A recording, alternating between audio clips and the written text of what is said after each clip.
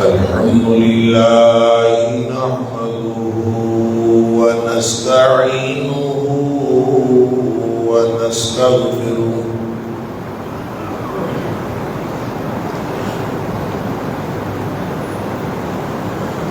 الحمد لله نحمده ونستعينه ونستغفره ونؤمن به ونتوكل عليه ونعوذ بالله من شرور أنفسنا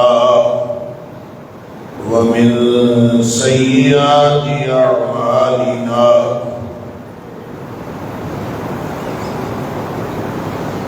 من يهده الله فلا مضل له ومن يضلل فلا هادي له وأشهد أن لا إله إلا الله وحده لا شريك له وأشهد أن محمدًا عبده ورسوله صلى الله عليه وسلم أرسله بالحق بشيرا ونذيرا بين يدي الساعة فمن يطع الله ورسوله فقد رشد واهتدى ومن يعص الله ورسوله فقد ضل وغوى فإنه لا يضر إلا نفسه ولا يضر الله شيئا نسأل الله ربنا أن يجعلنا ممن يطيعه ويطيع رسوله ويتبع رضوانه ويجتنب سخطه فإنما نحن به وله أما بعد فإن خير الحديث كتاب الله وخير الهدي هدي محمد صلى الله عليه وآله وسلم وشر الأمور محدثاتها وكل محدثة بدعة وكل بدعة ضلالة وكل ضلالة في النار فأعوذ بالله السميع العليم من الشيطان الرجيم من همزه ونفخه ونفثه بسم الله الرحمن الرحيم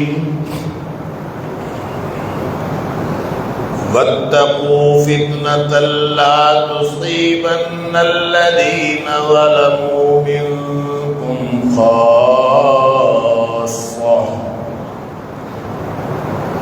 واعلموا أن الله شديد العقاب اور بچ جاؤ اس فتنے سے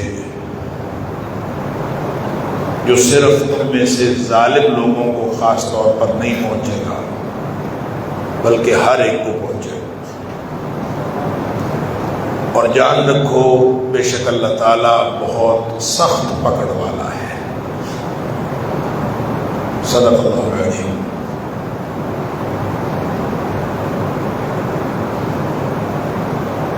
اللہ کریم نے جس دنیا میں ہمیں امتحان کے لیے بھیجا ہے،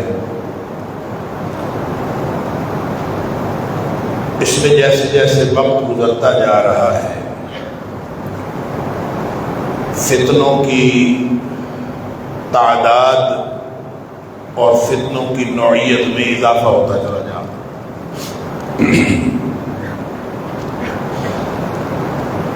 آئے روز نئے نئے فتنے،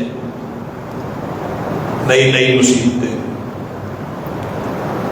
اور بعض ایسی ہیں جس کے بارے میں نبی پاک صلی اللہ علیہ وسلم نے پہلے ہی متنبع فرما دیا تھا کہ یہ اس طرح کے معاملات ہوں گے اور اس سے بچ جانا چاہیے۔ اور بعض عمومی فتنے جن کے بارے میں نبی پاک صلی اللہ علیہ وسلم نے خاص طور پر تو کوئی بات نہیں ارشاد فرمائی، لیکن عمومی طور پر فرمایا کہ بہت سارے فتنے ہوں گے۔ جیسے ایک حدیث میں نبی پاک صلی اللہ علیہ وسلم نے فرمایا کہ جب فتنوں کا ظہور ہوگا تو یکے بعد دیگرے اس طرح فتنے آنا شروع ہوں گے جس طرح تسبیح کے دانے، تسبیح کا دھاگا ٹوٹ جائے تو اس کے دانے یکے بعد گرنا شروع ہوتے ہیں، یکے بعد دیگرے گرنا شروع ہو جاتے ہیں، اسی طرح سے فتنے تمہارے اوپر آنا شروع ہو جائیں۔ یا پھر نبی کریم صلی اللہ علیہ وسلم نے ایک دن آپ مدینے کی کسی بلند جگہ پہ کھڑے تھے، راوی کہتا ہے اشرف النبی صلی اللہ علیہ وسلم علی اقم من اعقاب المدینہ، مدینہ کی جو بلند جگہ ہیں یا ٹیلے ہیں ان میں سے کسی ایک ٹیلے پر نبی پاک صلی اللہ علیہ وسلم کھڑے تھے، بلند جگہ پر کھڑے تھے، جیسے کسی ٹیلے پر یا کسی پہاڑی پر کھڑے ہو سے آپ آبادی نظر آ رہی ہو۔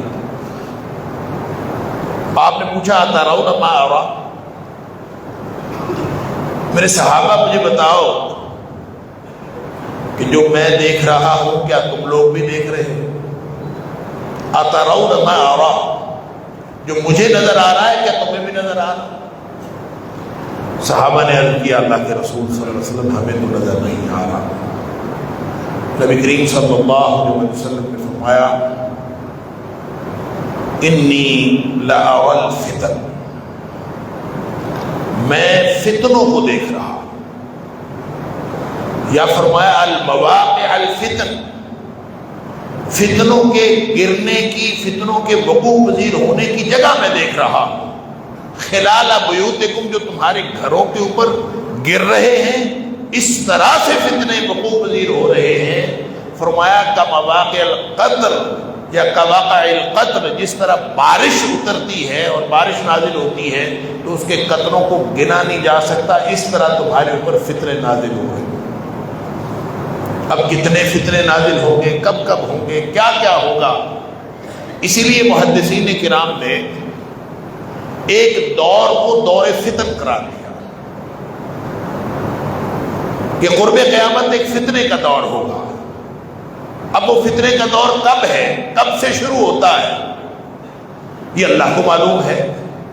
ویسے تو فتنے اس وقت سے شروع ہو گئے جب نبی پاک صلی اللہ علیہ وسلم اس دنیا سے تشریف لے گئے اور فتنے شروع ہو گئے۔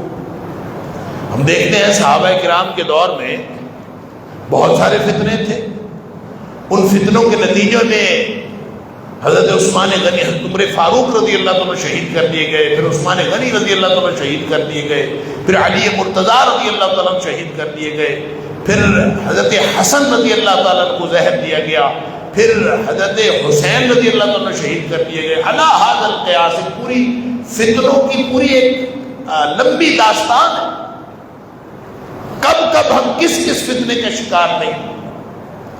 لیکن خاص طور پر جو دور فتن کی بات نبی کریم صلی اللہ علیہ وسلم نے فرمایا کہ بہت سارے فتنے آئیں گے، اس میں ہمارے لیے ایک راہ عمل، راہ نجات بتائی ہے کہ تمہیں کیا کرنا۔ فتنے تو ہر طرح کے آتے ہیں اور ہر جگہ پہ آتے ہیں، اور خاص طور پہ جب ہم آج کے دور کی بات کرتے ہیں تو اتنے فتنے ہیں اللہ اکبر کہ ہم ان کو گن نہیں سکتے، آئے روز نیا فتنہ۔ اور قرآن کہتا ہے واتقوا فتنۃ لا تصیبن الذین ظلموا منکم خاصہ، ان فتنوں سے بچ جاؤ جن کو تم دور سے دیکھ رہے ہو کہ فتنہ آ رہا ہے، فتنہ وقوع پذیر ہو رہا ہے، اور تم سمجھتے ہو کہ یہ فتنہ کسی اور کے گھر پہ وقوع پذیر ہوا ہے، تمہارا گھر بچ جائے گا۔ اس کا شکار صرف ظالم لوگ نہیں ہوں گے، واتقوا تم بھی بچ جاؤ، لا فتنۃ لا تصیبن الذین ظلموا منکم خاصہ، کہ وہ صرف اس کے اثرات ظالموں تک نہیں رہیں گے، پورا معاشرہ اس سے متاثر ہوگا، لہذا تم نے بھی اس سے بچنے کی سبیل کرنی ہے۔ ایسے نہیں ہے کہ کسی ایک شخص نے اپنے گھر میں گندگی کا سامان کیا اور وہ اپنے گھر گندگی کا ڈھیر لگاتا جائے تو اہل محلہ اس سے متاثر نہیں ہوں گے، یہ کیسے ہو سکتا؟ گندگی کسی ایک جگہ ہو یا دو جگہ ہو، سارا محلہ متاثر ہوتا ہے اس سے۔ علی ھذا القیاس پورے کا پورا معاشرہ جس میں جہاں کہیں ظالم موجود ہے، جہاں کہیں کوئی گندگی پھیلانے والا موجود ہے، جہاں کوئی فتنہ برپا کرنے والا موجود ہے، دوسرے لوگوں کو یہ نہیں سمجھنا چاہیے کہ ہم بچ گئے ہیں، خیر ہے، ہماری خیر ہے۔ وہ کسی شاعر کا شعر ہے کہ لگے گی آگ تو آئیں گے گھر کئی زد میں، لگے گی آگ تو آئیں گے گھر کئی زد میں، یہاں پہ صرف میرا مکان تھوڑی، صرف ایک مکان پہ آگ نہیں لگتی، جب آگ لگتی ہے تو وہ پورے معاشرے کو، وہ پورے محلے کو اور پورے ارد گرد کے لوگوں کو بھی زد میں لے لیتی ہے۔ اور اللہ فرماتا ہے واتقوا فتنۃ، اس فتنے سے بچ جاؤ، لا تصیبن الذین ظلموا منکم خاصہ۔ تم کہو کہ ہم مسجد میں بیٹھے ہیں، ہم مسجدوں والے ہیں، ہمارا مسجدوں سے تعلق ہے، ہم نیکی کی کوشش کرتے ہیں، پاکیزہ زندگی گزارنے کی کوشش کرتے ہیں، بس خیر ہے۔ تمہیں معاشرے پہ نگاہ رکھنی پڑے گی۔ اگر تم نے فتنے سے بچنا ہے، تمہیں معاشرے کے اوپر نگاہ رکھنی پڑے گی کہ اس معاشرے کے اندر کون کون سے فتنے کس کس طرح سے سر اٹھا رہے ہیں۔ اللہ اکبر۔ اور ان فتنوں کے جواب میں کیا تم نے کوئی حکمت عملی بنائی ہے؟ جو اللہ فرماتا ہے واتقوا، ان سے بچ جاؤ۔ تو کیا بچنے کی کوئی حکمت عملی ہے؟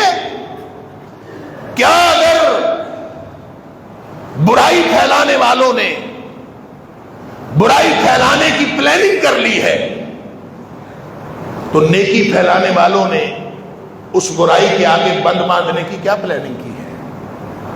اور اگر یہ خاموش بیٹھے رہیں گے کہ کوئی بات نہیں، خیر ہے، تو خیر کوئی نہیں ہے، حالات خراب ہیں۔ آج اگر معاشرے کے اندر ہم سب دیکھتے ہیں، اور یہ میں بات کئی دفعہ کر چکا ہوں کہ ایک ایسے معاشرے کے اندر ہم رہ رہے ہیں، ایک ایسے معاشرے کے اندر ہم زندگی گزار رہے ہیں جو بنیادی طور پر بے حیا معاشرہ، جس کے اندر حیا نام کی کوئی چیز نہیں۔ آہستہ آہستہ جو کوئی اقدار تھی وہ بھی ختم ہوتی جا رہی۔ ہم نے صرف مارکیٹوں کی بات نہیں کرنی، ہم نے صرف منڈیوں کی اور شاپنگ سینٹرز کی بات نہیں کرنی۔ آپ اپنے تعلیمی اداروں کو ہی دیکھ لیجئے، کیا وہاں پہ جو کچھ ہو رہا ہے، کیا وہاں پہ جو ماحول ہے وہ وہی ماحول ہے جو نبی کریم صلی اللہ علیہ وسلم نے فرمایا تھا کہ اس معاشرے کا ہونا چاہیے؟ یعنی فتنے پہ فتنہ، ایک تو یہ فتنہ جو بے حیائی کا فتنہ ہے، جو عریانی کا فتنہ ہے، جس کے اندر ہمارے بچے بچیاں ہمارے بیٹے بیٹیاں، ہماری اولادیں وہ اس طرح کے کپڑے پہن کر، اس طرح کے لباس پہن کر، اس طرح کا باہمی انٹریکشن کرتے ہیں کہ پورے معاشرے کو شرم آنی چاہیے، لیکن ہماری شرم پتہ نہیں کہاں چلی گئی ہے، ہم سب اجتماعی طور پر بے شرم ہو گئے۔ دیکھ لیجئے جا کے کالجز کا ماحول۔ اللہ اکبر، مجھے ہمارے پروفیسر بھائی بتا رہے تھے کہ لڑکیوں کے داخلے لڑکوں کے کالج میں بھی ہوتے ہیں، تو لڑکیوں کے داخلے اسی مضمون میں لڑکیوں کے کالج میں کم ہوتے ہیں اور لڑکوں کے کالج میں زیادہ ہوتے ہیں۔ میری بات سمجھیں، وہی مضمون ہے، وہ لڑکیوں کا کالج بھی قریب ہے، لڑکوں کے کالج میں داخلے 40 ہیں اور لڑکیوں کے کالج میں لڑکیوں کے داخلے، یعنی وہ کہتے ہیں ہمارے پاس داخلے ہوئے ہیں 50 میں سے 40 لڑکیاں ہیں، 10 لڑکے، بوائز کالج، میل کالج میں، جبکہ اس کے قریب گرلز کالج موجود ہے، وہی سبجیکٹ موجود ہے، وہی مضمون موجود ہے، لیکن وہاں پہ داخلے کتنے ہوئے ہیں لڑکیوں کے؟ 5۔ وہاں پہ 5 داخلے ہوئے، ادھر 40۔ کیا اٹریکشن ہے؟ کشش کیا ہے؟ کس چیز نے مجبور کیا کہ بوائز کالج میں جا کے داخلہ لینا ہے؟ پھر کل کنا کوئی واقعہ ہو جائے تو پھر سارا معاشرہ جو ہے وہ مجرم ڈھونڈتا ہے۔ مجرم کون ہے؟ مجرم ہم خود ہیں۔ جب ہماری بچی گرلز کالج کو چھوڑ کر بوائز کالج کے اندر جہاں کو ایجوکیشن ہے وہاں داخلہ لینا چاہتی ہے اور ہم اس کو اجازت دے دیتے ہیں، ہم خود مجرم۔ ہمیں نہیں سمجھ آتی کہ بچی کو کیا اٹریکشن ہے۔ جوان بچیاں ہیں، جوان بچیاں کسی ایسے کالج میں داخلہ لینا چاہتی ہیں جہاں لڑکے بھی ساتھ پڑھتے ہیں، تو کیا خیال ہے ان کی دلچسپی کس چیز میں ہے؟ ہم مر گئے ہیں، ہماری عقل اتنی ختم ہو گئی، یا پھر ہم بے حیا ہو گئے ہیں، ہمیں سمجھ نہیں آتی۔ انا للہ و انا الیہ راجعون۔ علی ھذا القیاس پورا معاشرہ، اور پھر کپڑے کہ پتہ کیسے پہنتی، جس کے بارے میں نبی کریم صلی اللہ علیہ وسلم نے اس وقت فرما دیا تھا، صنفان من اہل النار، صنفان من امتی من اہل النار۔ نبی کریم صلی اللہ علیہ وسلم فرمایا تھا میری امت کے 2 گروہ جو ہے جہنمی ہیں، میری امت کے 2 گروہ جہنمی۔ اللہ اکبر۔ اس میں سے ایک گروہ کون سا ہے؟ نساء، ایک عورتوں کا گروہ ہے، ایک مردوں کا گروہ۔ نساء ایسی عورتیں، عاریات جو کاسیات عاریات، وہ عورتیں جو لباس پہننے کے باوجود برہنہ نظر آتی، کپڑے پہنے ہوتے ہیں، کوئی آدمی یہ اعتراض نہیں کر سکتا کہ انہوں نے کپڑے نہیں پہنے، کپڑے پہنے ہوتے ہیں لیکن کپڑے پہننے کے باوجود برہنہ ہوتی ہے۔ قربان جائیے نبی اکرم صلی اللہ علیہ وسلم کی ڈسکرپشن کے، کس طرح سے ڈسکرائب کیا ہے اس بے حیائی کو جو آج دور فتن کے اندر ہم دیکھ رہے ہیں۔ کاسیات عاریات مائلات ممیلات، کپڑے پہنے ہوئے ہیں، کپڑے پہننے کے باوجود برہنہ ہے۔ کیا مطلب؟ یا تو وہ کپڑے اتنے تھوڑے ہیں کہ ان سے ان کا جسم نظر آتا ہے، یا پھر وہ کپڑے اتنے ٹائٹ ہیں کہ اس سے اتنی لباس کی تنگی کی وجہ سے، اس کی فٹنس کی وجہ سے، اس کی فٹنگ کی وجہ سے سارا جسم نظر آ رہا۔ تو کپڑے پہنے ہوئے ہیں لیکن کپڑے پہننے کے باوجود جب جسم کے خد و خال نظر آ رہے ہیں تو اس کا مطلب ہے کاسیات عاریات، کپڑے پہننے کے باوجود برہنہ نظر آ رہے۔ اللہ، مائلات ممیلات، خود بھی مائل ہوتی ہیں، دوسروں کو بھی مائل کرتی ہیں۔ یعنی اسے ایسا نہیں ہے کہ دوسرے مائل ہوتے ہیں، خود بھی ہوتی ہیں، خود مائل ہوتی ہیں، دوسروں کو مائل کرتی ہیں، خود مائل ہوتی ہیں۔ کیا ماحول ہے! اب آپ جا کے دیکھ لیجئے، میں ایک تعلیمی ادارے میں پڑھاتا ہوں، میری ساری زندگی ہائر ایجوکیشن میں گزری ہے، اور ہائر ایجوکیشن بھی وہ جس میں کو ایجوکیشن ہے۔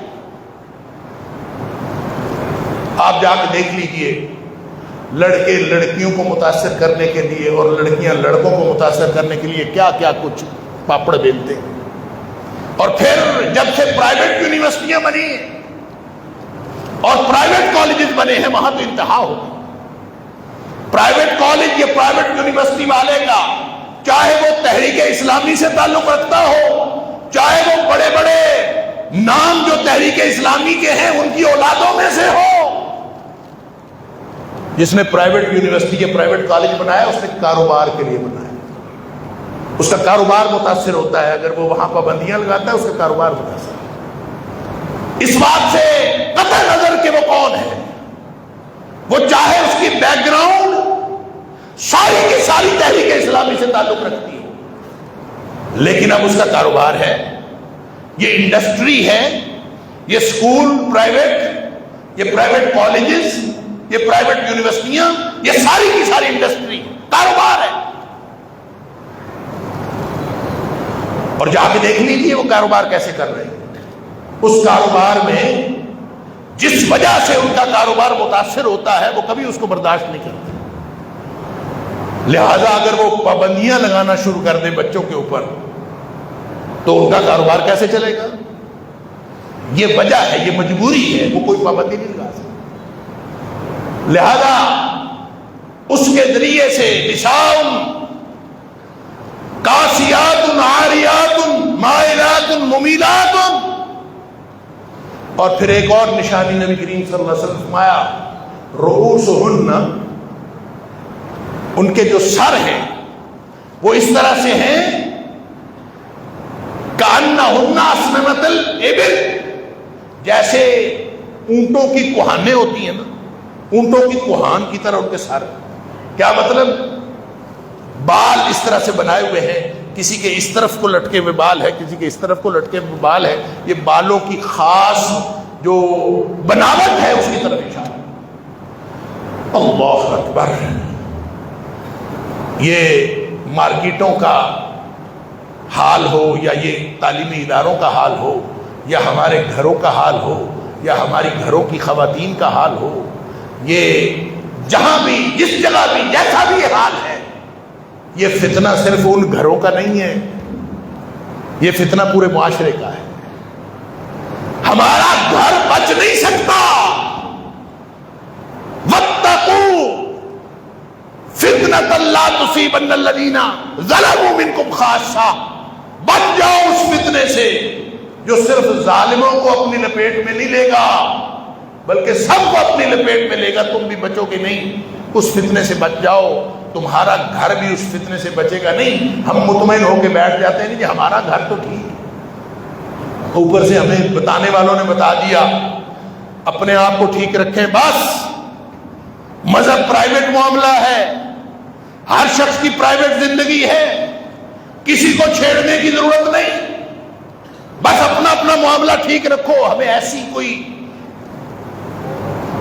نشے کی بوتل پلائی ہے یہ کہ کسی کو کچھ نہیں کہنا، کسی سے بات نہیں کرنی، ہمارا اپنا معاملہ ٹھیک ہونا چاہیے، کسی اور کے ساتھ کوئی معاملہ نہیں ہونا چاہیے۔ تو ساری قوم سست ہو کے ایسی سوئی ہوئی قوم ہے کہ کسی کو کسی بات پر کوئی اعتراض ہی نہیں۔ پھر جب اعتراض پیدا ہوتا ہے تو پھر لوگ چیختے ہیں ہمارے ساتھ یہ کیا ہو گیا۔ نبی اکرم صلی اللہ علیہ وسلم نے فرمایا وہ جو خواتین ہیں، چاہے وہ تعلیمی اداروں میں ہیں، چاہے مارکیٹس میں ہیں، چاہے گھروں میں ہیں، چاہے گھروں کا ماحول ایسا ہے، اللہ تعالیٰ ہم سب کو معاف فرمائے۔ فرمایا لا یجدنا لا يدخلن الجنہ، وہ کبھی جنت میں داخل نہیں ہوں گی، ایسی ساری کی ساری خواتین وہ جنت میں داخل نہیں ہوں گی۔ ولا یجدن ریحھا، اور وہ اس جنت میں داخلے تو دور کی بات ہے، جنت کی خوشبو بھی نہیں پائیں گی، جنت کی خوشبو بھی نہیں پائیں گی۔ حالانکہ اس کی جو خوشبو ہے وہ مختلف احادیث میں آتا ہے، کسی میں آتا ہے 70 سال کی مسافت سے اس کی خوشبو جو آئے گی جنت کی خوشبو، کسی میں آتا ہے 500 سال کی مسافت سے اس کی خوشبو آئے گی۔ لیکن جو اس طرح خواتین ہیں ان کو جنت کی خوشبو بھی نہیں آئے گی، اور لوگ وہ ہیں جو مرد وہ ہیں جو ظلم کرنے والے ہیں۔ اللہ اکبر۔ نبی کریم صلی اللہ علیہ وسلم نے فرمایا کہ ایسے مرد معهم اسیاد کاذناب البقر یضربون بها الناس، ان کے پاس چھوٹے چھوٹے کوڑے ہیں جیسے بیل کی دم ہو، بیل کی دم کی طرح ان کے پاس کوڑے ہیں، ان کے پاس لاٹھی، ان کے پاس کوئی چیز جس سے وہ لوگوں کو مارتے ہیں۔ یضربون بها الناس، وہ اس لاٹھی سے، اس کوڑے سے لوگوں کو مارتے ہیں۔ تو جب وہ لوگوں کو مارتے ہیں تو وہ ظلم کرتے ہیں، لہذا جس طرح وہ خواتین جنت میں نہیں جائیں گی اسی طرح سے یہ مرد بھی جنت میں نہیں جائیں گے، جو لوگوں کے اوپر اپنے یہ جو لاٹھی ہے نا کاذناب البقر، اس سے مراد کوئی جینون لاٹھی ہو سکتی ہے، جس کے ہاتھ میں لاٹھی ہے دیکھ لیجئے کس کے ہاتھ میں لاٹھی ہے، کس کے ہاتھ میں لاٹھی ہوتی ہے، کون لوگوں پر ظلم کرتا ہے، وہ بھی اس سے مراد ہو سکتا ہے، اور اس سے مراد اختیار بھی ہو سکتا ہے۔ یہاں تو نبی پاک صلی اللہ علیہ وسلم کا کاذناب البقر کہا نا کہ باقاعدہ تشبیہ، تو اس کا مطلب ہے کہ لوگوں کے ہاتھوں میں لاٹھیاں ہوں گی اور وہ لاٹھیاں لے کے لوگوں کو ماریں گے، یضربون بها الناس، اور جو اس طرح سے لوگوں کو ماریں گے تو وہ بھی لوگ جنت میں نہیں جا سکتے جس طرح یہ خواتین جنت میں نہیں جا سکتے۔ ہمارے معاشرے میں کیا کچھ نہیں ہو۔ انا للہ و انا الیہ راجعون۔ نبی اکرم صلی اللہ علیہ وسلم نے فرمایا یہ جو فحاشی اور عریانی ہے نا جس قوم میں آ جاتی ہے، پھر وہاں خیر کی توقع نہ کیجیے، حالات اس طرح سے خراب ہو گئی۔ یہ حدیث تو آپ نے سنی ہوئی ہے کہ نبی کریم صلی اللہ علیہ وسلم نے فرمایا کہ جس قوم میں فحش، بے حیائی، عریانی اس کا اظہار ہو جائے، بے حیائی ظاہر ہونا شروع ہو جائے، لم يظهر الفاحشة في قوم قط حتى يعلنوا بها، معاشرے کے اندر بے حیائی اس طرح سے پھیل جائے کہ لوگ اس کو بے حیائی سمجھے ہی نہ، لوگ اس کو بے حیائی نہیں سمجھتے۔ جس کی بہن بیٹی وہ کپڑے پہن کے گھر سے نکلتی ہے جس کو نبی اکرم صلی اللہ علیہ وسلم نے کاسیات عاریات فرمایا ہے، وہ جب وہ گھر سے نکلتی ہے اللہ اکبر تو اس کو کوئی روکنے والا ہے؟ یہ علانیہ بے حیائی نہیں، کسی کو کسی بات کا خیال ہی نہیں۔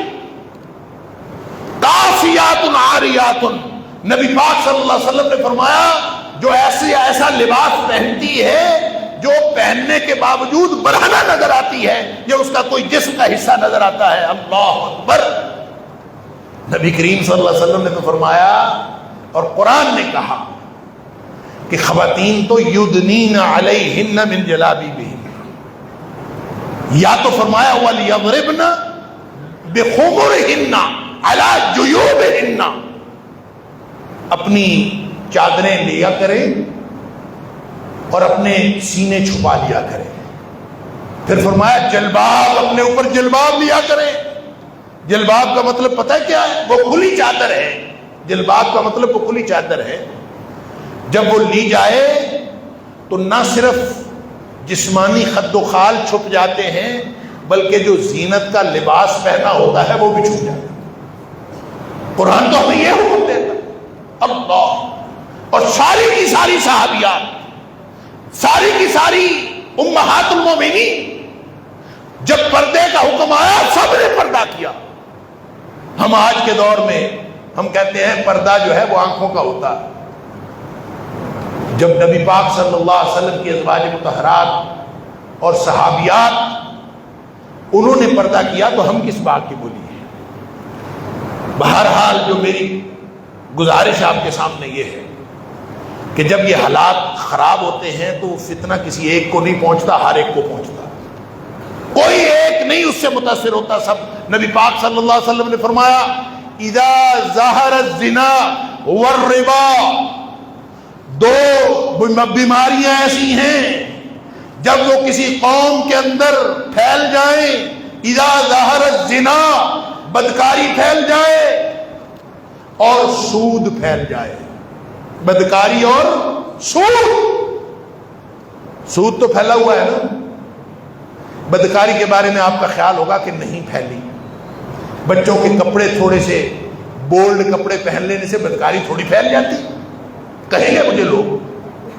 بچے اگر تھوڑے سے، اس کو کہتے ہیں بولڈ کپڑے پہن، بچے اگر تھوڑے سے فیشن کے یا بولڈ کپڑے پہن لیتے ہیں تو یہ مولویوں کو کیا تکلیف؟ سن لیجئے، نبی اکرم صلی اللہ علیہ وسلم نے فرمایا، قرآن کہتا ہے لا تقربوا الزنا، یہ نہیں فرمایا زنا نہ کرو. قرآن کہتا ہے زنا کے قریب بھی نہ جاؤ، زنا کے قریب بھی نہ جاؤ. اور پھر نبی پاک صلی اللہ علیہ وسلم نے اس کی وضاحت فرمائی کہ زنا کے قریب جانے کا کیا مطلب ہے. فرمایا زنا شرمگاہ نہیں کرتی، زنا تو شروع ہوتا ہے آنکھوں سے. جو نظر ہے، نگاہ ہے، یہ شیطان کے تیروں میں سے ایک تیر ہے، جہاں پڑتا ہے تباہی پھیر دیتا ہے. اللہ، شیطان کے تیروں میں سے تیر. پھر نبی پاک صلی اللہ علیہ وسلم نے فرمایا عورت، ان المرأۃ عورۃ، عورت ساری کی ساری پردے کی چیز ہے، اور جب یہ گھر سے نکلتی ہے استشرف الشیطان، شیطان اس کا پیچھا کرتا ہے، اور جب شیطان پیچھا کرتا ہے تو وہ بیڑا غرق کر دیتا ہے، کچھ نہیں پیچھے چھوڑو. اللہ علی ھذا القیاس. نبی پاک صلی اللہ علیہ وسلم نے فرمایا العینان تزنیان، آنکھیں بھی زنا کرتی ہیں. یہاں سے زنا شروع ہوتا ہے. العینان تزنیان، آنکھیں بدکاری کرتی ہیں، اور پھر ہاتھ بدکاری کرتے ہیں، پھر کان بدکاری کرتے ہیں، یہ سارے، پھر پاؤں بدکاری کرتے ہیں. یہ سارے اعضاء پہلے بدکاری کر چکے ہوتے ہیں. شرمگاہ تو اس بدکاری کی یا تصدیق کرتی ہے یا تکذیب کرتی ہے. وہ تو ایک آخری مرحلہ ہے، اس سے پہلے سارا کچھ ہو چکا ہوتا. ٹیلی فون کے اوپر ساری رات کے پیکج لگا کے، وہ بھی پرانا دور ہو گیا. اب تو انٹرنیٹ کے اوپر ہر چیز اویلیبل ہے، اور آپ اس میں گفتگو کرنا ہو تو وہ گھنٹوں کی بھی قید نہیں رہی. ساری کی ساری پرائیویسیاں. نبی پاک صلی اللہ علیہ وسلم نے فرمایا جہاں دو غیر محرم ہوں وہاں تیسرا شیطان ہوتا ہے. اور آپ نے فرمایا کوئی کسی کے ساتھ خلوت اختیار نہ کرے، کوئی مرد کسی عورت کے ساتھ خلوت اختیار نہ کرے. لا یخلون رجل بامرأۃ، کوئی خلوت اختیار نہ کرے.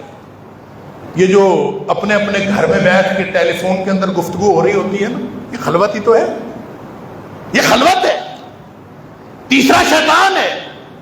آپ جب گفتگو کر رہے ہیں، آپ اپنے گھر میں اکیلے ہیں، وہ اپنے گھر میں اکیلی ہے، گفتگو ہو رہی ہے، لڑکا اپنے گھر میں اکیلا، لڑکی اپنے گھر میں اکیلی، جب یہ گفتگو ہو، یہ خلوت ہی تو ہے. اللہ اکبر. مجھے عمر فاروق رضی اللہ تعالیٰ عنہ کا قول یاد آیا، سبحان اللہ. وہ فرماتے ہیں لا تخلون بامرأۃ، کبھی بھی کسی عورت کے ساتھ خلوت اختیار نہیں کرنی، اکیلے میں نہیں بیٹھنا. ولو قلت اقرئها القرآن، چاہے تو یہ کہے کہ میں تو اس کو قرآن پڑھاتا ہوں، قرآن پڑھانے کے لیے بھی عورت کے ساتھ خلوت اختیار نہیں کرنی. اللہ، بڑے عجیب 3 قول ہیں عمر فاروق رضی اللہ تعالیٰ. لا تخلون بامرأۃ، کسی عورت کے ساتھ خلوت اختیار نہ کرنا.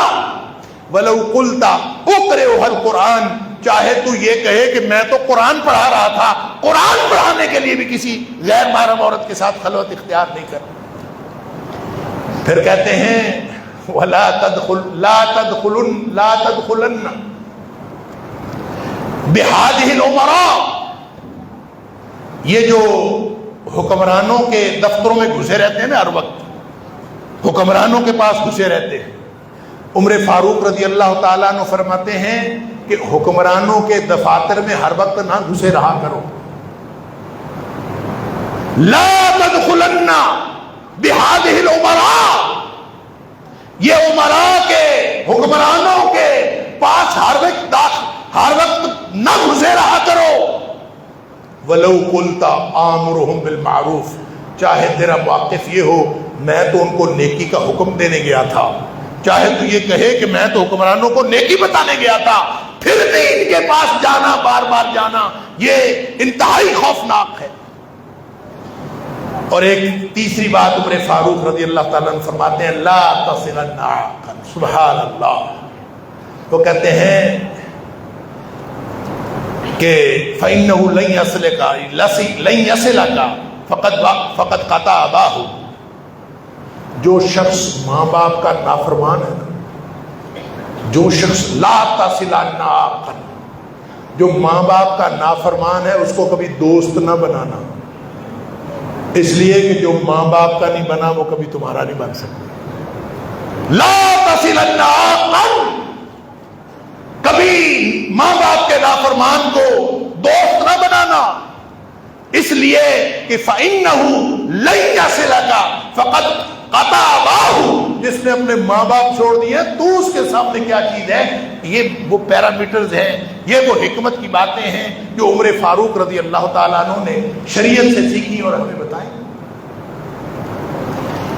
کہنے کی بات یہ ہے، میں چند حدیثیں آپ کے سامنے رکھنا چاہتا تھا کہ کرنے کی بات کیا ہے، ہمیں کرنا کیا ہے.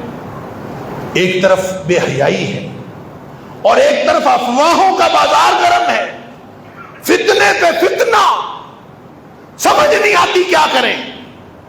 نبی اکرم صلی اللہ علیہ وسلم نے فرمایا کفا بالمرء اثما ان يحدث بكل ما سمع. آدمی کے گنہگار ہونے کے لیے اتنا ہی بات کافی ہے کہ وہ جو سنے آگے پہنچا دے. حالات اتنے خراب ہیں، کوئی پتہ نہیں چلتا معاشرے میں کون سچ بول رہا ہے کون جھوٹ بول رہا ہے. سارا کچھ ملغم ہوا پڑا ہے، سمجھ نہیں آتی. سچا جھوٹا بن گیا، جھوٹا سچا بن گیا. وہ حدیث میں نے آپ کے سامنے رکھی. اللہ تعالیٰ مجھے اور آپ کو، ہم سب کو کتاب و سنت سمجھنے اور عمل کرنے کی توفیق عطا فرمائے. دو مزید احادیث میں آپ کے سامنے رکھنا چاہتا تھا انشاءاللہ بشرط زندگی اور بشرط توفیق الہی اگلے جمعے میں عرض کروں گا. وآخر دعوانا الحمدللہ رب العالمین.